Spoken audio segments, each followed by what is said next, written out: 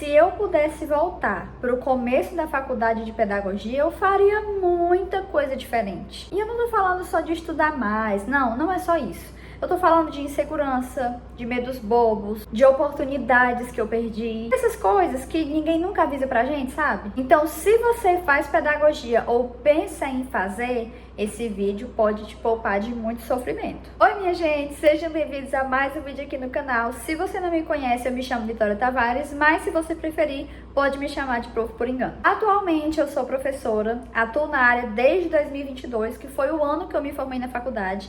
Eu entrei na faculdade com 17 anos, não fazia ideia do que eu queria da minha vida, porque eu ainda não tinha descobrido a minha paixão pela educação, minha paixão por ensinar. E esse processo de não saber o que queria da vida pode ter atrasado um pouco o meu desenvolvimento como professora. Até porque eu só descobri que era isso que eu queria fazer quando eu já estava quase terminando a faculdade. Durante a graduação eu aprendi muita coisa, não só de conteúdo, mas aprendi muita coisa para a vida, muita coisa para o meu profissional. Mas eu também errei em muitas situações. E eu não tô fazendo esse vídeo aqui para provar, ai, como ela sabe muita coisa agora. Não, eu tô fazendo esse vídeo para compartilhar um pouco do que eu queria que alguém tivesse me dito na época em que eu estava na faculdade. Mas nem todo mundo fala sobre isso. Se você gosta desse tipo de conteúdo, já deixa o seu like, se inscreve aqui no canal para não perder os vídeos que eu posto sobre a minha rotina, sobre dicas de pedagogia, dicas de sala de aula, enfim, minha rotina como professora. O meu primeiro erro na graduação era achar que só o fato de eu estar na faculdade e assistir às aulas, eu já estaria preparada para adentrar no mundo da educação. Isso é a maior mentira que você vai ver na sua vida, tá? Porque a sala de aula da faculdade é 3% de tudo que é participar do mundo da educação. A realidade da pedagogia em si é uma coisa muito prática. Não é à toa que a gente tem os estágios para a gente experimentar um pouquinho do que é a realidade como um todo. Mas eu entrei na faculdade com a mente muito fechada, com uma ideia muito limitada de que eu aprenderia tudo que eu tinha que aprender ali. Então, se eu já tinha essa ideia, eu não cheguei a procurar me especializar por fora, eu não cheguei a procurar fazer cursos, isso no início da graduação, é claro.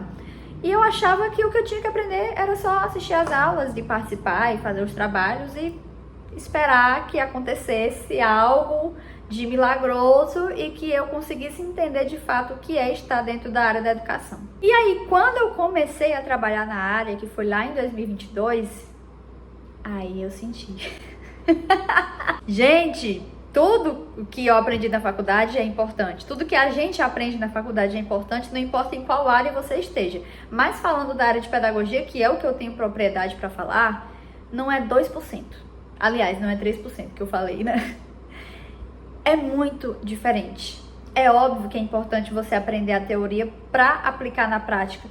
Mas é um mundo completamente diferente daquilo que você acha que é. Porque quando você está lidando com a sala de aula em si, você tem que aprender a se readaptar, a mudar a rotina, a dar conta de várias coisas ao mesmo tempo. E isso a gente não aprende na faculdade. Não tem uma matéria na faculdade que vai te ensinar como ter um plano B sempre em todas as aulas, porque professor é assim, tem que ter o plano A, B, C, o alfabeto inteiro, às vezes todas as letras não são suficientes. Então, por esse motivo, por essa minha ideia limitada que eu tinha da faculdade, da área, eu achava que tudo que eu tinha que aprender estava ali, na minha frente, e eu não tinha que me esforçar muito para conseguir entender algo a mais.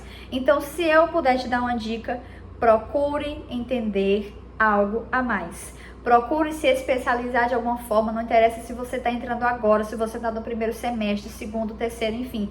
Nunca é tarde, nunca é cedo para você conseguir ir além da sala de aula da faculdade. Porque só você sentar na cadeira, fazer as disciplinas tudo corretinho não vai te ajudar em tudo. O segundo erro que eu cometi, eu acredito que é uma coisa muito genérica, é uma coisa que muita gente acaba cometendo, mesmo que inconscientemente, é se comparar com as outras pessoas. Gente, isso é cilada. Não faz isso, tá? Não tem nada a ver a sua rotina com a rotina da outra pessoa. Não importa se você está fazendo o mesmo curso que a pessoa, não se compare. Muitas vezes eu me comparava com essas pessoas que já tinham experiência na área, que já trabalhavam na área da educação, e eu ainda não tinha conseguido estágio, nem emprego, nem nada do tipo.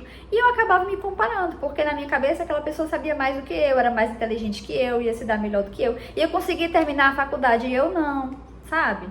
Então, essa questão de se comparar, ela é muito delicada, porque não é simplesmente eu chegar aqui e falar pra você, olha, não se compara. Porque a gente se compara, nós somos seres humanos, é uma coisa que acontece naturalmente, o nosso cérebro funciona dessa forma. Mas se você estiver ouvindo isso e você for uma pessoa que está se comparando com algum coleguinha, então, por favor, pare de se comparar. Porque você é uma pessoa completamente diferente daquele seu colega que você está se comparando. Às vezes, a comparação é uma coisa tão sem lógica que às vezes na faculdade a gente se compara com outra pessoa de outro curso.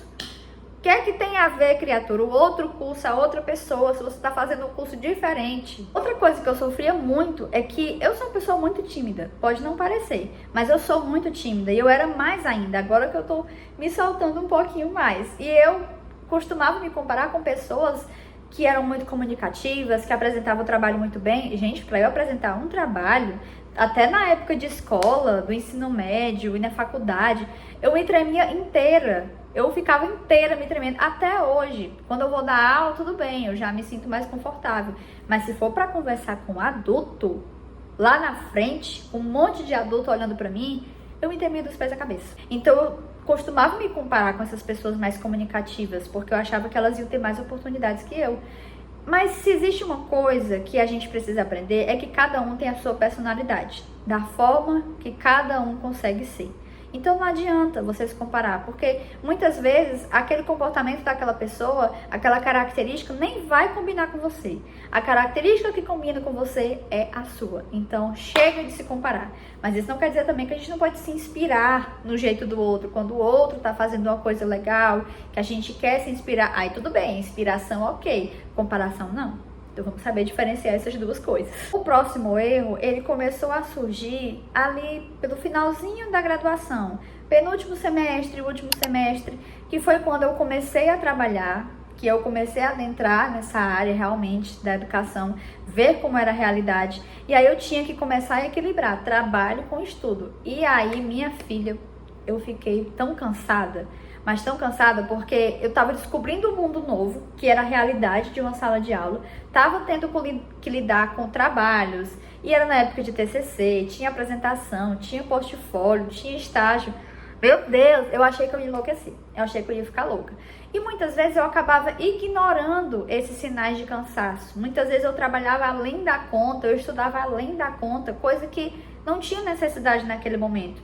E eu não estava nem aí pro meu cansaço. Não é à toa que depois que acabou a faculdade, que eu finalmente me formei, eu acho que eu passei uma semana inteira dormindo mais do que o necessário, porque o meu corpo simplesmente desligou. É como se eu tivesse saído de um estado de alerta e tivesse falado, ah, agora sim, finalmente eu vou conseguir descansar. Eu sei que a gente termina a faculdade muito cansado, e se a gente está cansado, é porque a gente fez valer a pena. Mas respeite o seu cansaço, respeite o seu corpo, principalmente se você já estiver trabalhando na área, porque se você se dedicar muito no seu trabalho, ou se você se dedicar além da conta excessivamente no estudo, uma das coisas vai acabar faltando. Ou você vai falhar no trabalho, ou você vai falhar nos estudos. A gente precisa manter um equilíbrio. Não tô falando para você trabalhar menos nem estudar menos, tá? Mas faz isso na medida certa e aprende a escutar o teu corpo e o teu cansaço. Se você, por exemplo, tá começando a faculdade agora, ou se você tá pensando em começar, lembra disso, tá? Respeita o teu cansaço, porque não é que você tem que ficar cansado ao extremo para fazer aquilo valer a pena. Muitas vezes a gente tem essa ideia completamente errada de que só tá valendo a pena se a gente estiver no nosso limite.